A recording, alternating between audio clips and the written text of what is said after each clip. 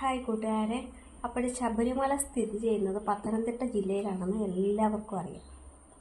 അയ്യപ്പസ്വാമി വളർന്നത് പന്തളം കൊട്ടാരത്തിലാണെന്നും എല്ലാവർക്കും അറിയാം അല്ലേ.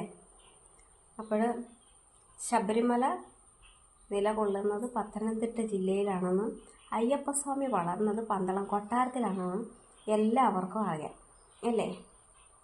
വേറൊരു കാര്യം ഞാൻ ചോദിക്കട്ടെ.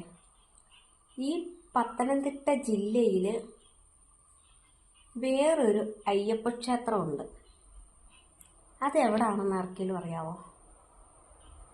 അയ്യപ്പ ക്ഷേത്രമാണ്, അല്ലാതെ ഏതെങ്കിലും ദേവാലയത്തിൽ ചുറ്റമ്പലം ഉണ്ടല്ലോ അങ്ങനെയുള്ളതല്ല. ഒരു അയ്യപ്പ ക്ഷേത്രമുണ്ട്. അതെവിടെയാണെന്നറിയാവോ? അതും പത്തനംതിട്ട ജില്ലയിൽ തന്നെ. അതറിയാവുന്നവരൊന്ന് പറയുമോ? ഒന്ന് കമൻറ്റ് ചെയ്യുമോ? അതേപോലെ തന്നെ വേറൊരു കാര്യം ചോദിക്കാനുള്ളത്, ശബരിമല